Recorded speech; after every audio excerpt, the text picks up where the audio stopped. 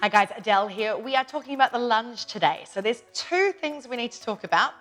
One is the horizontal range and one is the vertical range. So how long we lunge and how low we lunge.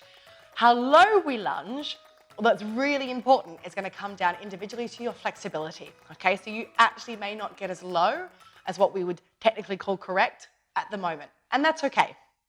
But the more important thing is actually how far we lunge. Now lunges work forward, backward, sideways. Okay, for some people, they prefer the backward lunge. I'm a backwards lunger. I always prefer a backward lunge. Okay, the sort of most traditional lunge is the forward lunge.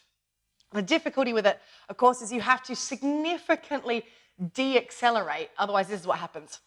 Okay, so we're trying not to do that. So if we lunge forwards, we really need a lot of core support in order to make that silent. Anything that's a silent movement is a soft movement on the joints. So whether you would prefer to lunge backwards or forwards, in apocalypse survival training, whichever is better for you, try both. We will discuss them both. Whichever one you use. If I'm lunging backwards and I do a little lunge, I don't have anywhere to go. It's the same as with the squats. If the range is not set up correctly, I don't have anywhere to go. I'm going to end up tilting forwards. We need to step as far as we can. So we just think, how far back can I go the longest I can? Okay, so I'm going to, if I'm doing my backward stepping lunges, I'm going to step right back, and I'm going to step right back. And I don't want to crash into the ground. So this is an ab workout. Every exercise is an ab workout, honestly. But I actually am thinking about bringing my belly button in. I have my shoulders back and down to ensure that I have nice balance. You can also use the arms, team. That's actually quite comfortable. But if you have postural issues with falling forwards, then this is a really nice cheat, okay, to ensure that we can help stop that forward tilt. We'll discuss why that happens in a moment. So that's our basic length of the lunge. We're lunging as long as we comfortably can. The depth is the one that people tend to get a bit excited about. It's like the lower we go, then the better the lunge. It is. Not everyone can get knee to the ground though. If you can lunge to this range, we are getting a really nice squeeze on this back glute. If you're in backward stepping lunges, you want to squeeze that. Squeeze that. We can do it in forward as well. We squeeze the butt cheek. It's happening anyway. Okay, it's naturally happening. But you can enhance it and actually think about, I'm going to squeeze my glutes. I'm going to squeeze my glutes. The lower we get, as with the squat, the more we're lengthening and shortening the muscles that are working in opposition, the better the workout's going to be, the more we're going to recruit muscle fibers of the target muscle groups. So if I'm lunging to here, and this is okay if this is where you are at the moment, okay? That's cool. I can still squeeze that. I'm having to think about it a bit more than is naturally happening. Let's have a look at the angles from here, if this is my lunge, to here, if this is my lunge. So if we can get deeper, we are definitely going to get a better glute, quad, and hamstring workout, but we can't always get there. Okay, and this is what we really want to talk about regarding the lunge. Why can't we get there? We have to, as with the squat, be flexing at 3 joints. We have to have the hip. It's going to need to be able to open. Now, number one, if this can't open, you know what happens? If you can't lift up out of that hip flexor, if you've got to lift up out of it, you are going to get dragged forward. There's nothing you're going to be able to do about it. You're going to be like, oh, Adele said to stand up straight, but I can't. Okay? This requires lengthening of the hip flexors. You want to have long hip flexors because if you don't, you're going to end up with lower back pain. Okay? Very, very interrelated set of muscles and ligaments and tendons here, okay? So we definitely, if this is what's happening to your lunge, that is a big that we need to work on our hip flexibility. Look at that in a moment too. So we've set up, we've come back. That's the first one. If that can't extend, then obviously we're going to end up kind of ending here. There's actually quite a lot of weight going down my front leg, and that's not very comfortable anymore. Okay, so I want to be able to lift up, shoulders over hips, and it's a vertical movement. There's a very small forward and backwards once I'm in this position, but mostly this lunge is about deepening. It's about the range going down. So I step back and I go down, okay? So there's my horizontal, there's my vertical. So if the hip is very tight, this is what's going to happen. Okay, guys, it's not the end of the world. It's just something that we need to work on.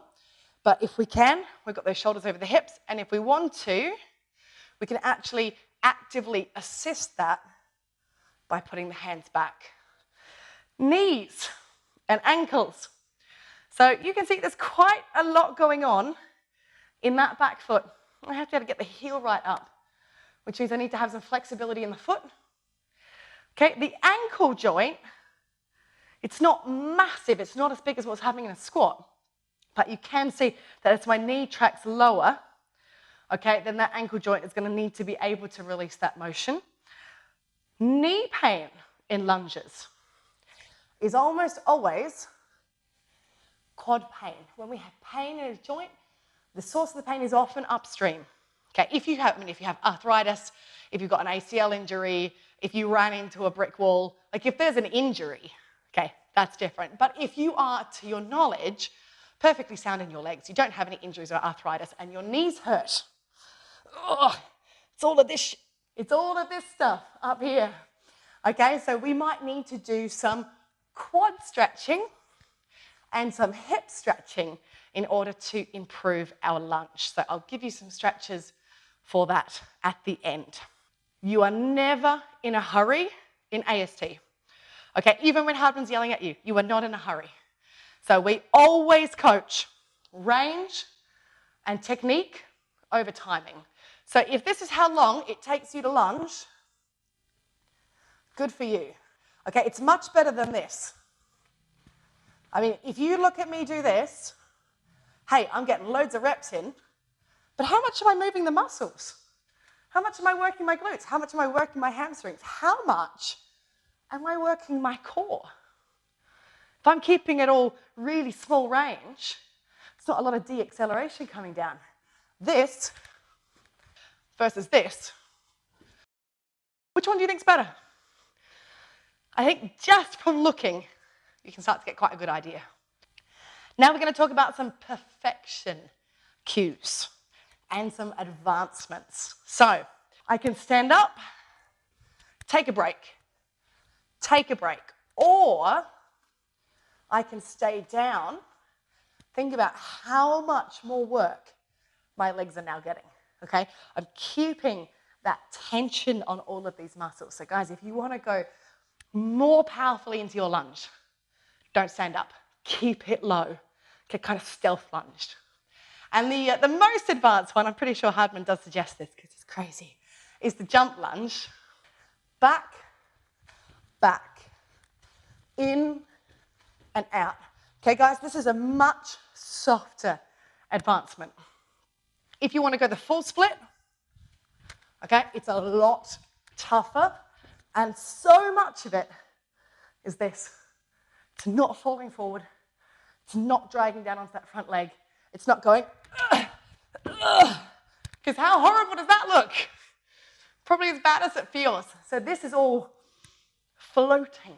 You've got to float your upper body. So we can get into those advanced by coming into the middle, one back, one back, one back. Yeah. And then if you get really crazy, you start to get lower and lower. But we leave that for part 2. So that's the basics of our lunge. It's as long as we can. It's as deep as we can. If it can't go knee towards the ground, then that's a whole bunch of signals to us that we need to work on some flexibility. No worries. Lunging flexibility. This is our basic, okay? It's just the quad stretch. Here's what you got to do. You want to imagine that the knee is going back. You want to imagine the hip is going forward. So this is our quad stretch, where I'm thinking I need to push the knee behind the other knee. So I'm imagining that. However, because I'm also pushing the hip, the top of the hip forward, that doesn't happen. So I move into those two feelings, knee back, hip forward, and I get quite a strong quad stretch. Now you can relax it and then press the two directions, and then relax it and press the two directions. So that's our standing hip flexor. What about on the ground? Okay, so this is my lunge position, right? I need this to be able to open with my chest up. So I'm going to clasp my hands. I'm actually going to make it a bit longer. I'm going to get into my lower hip flexors first by keeping my chest up as much as I can. And I'm going to allow my hips to come forward. But I've got this idea that the hip is moving in this forward direction, but the shoulders are moving up in this sort of direction. I don't want to over-hollow my back, so I'm going to lift up through my abdominals and relax my shoulders back and down. And I might lift in on an out on an inhale, and an in on an exhale. And I might just do that a couple of times. It's just this, it's inhale, relax it, exhale, deepen it, and then I'm going to bring my hip over my knee. Okay, so I'm now in this very narrow position, and I'm going to counter move. So this would be the wrong way. Okay, you can see this angle has got tighter. What I need to do is I need to straighten this. So this is what I'm going to do. I am going to push my tailbone forward. I'm going to push my hips forward. I'm going to lengthen through my spine. I'm going to try and lean back. This is going to get high up the hip flexor. Not a comfortable stretch first couple of times you do it. Okay, but this is also really a good inhale and exhale. This is going to improve your hip flexibility, to improve your ability to lunge really well and get your legs and your glutes the beautiful workout that you want to give them. Thank you for joining me, guys. I hope it was useful. Any specific questions, pop them in the comments, and I'll see you again soon.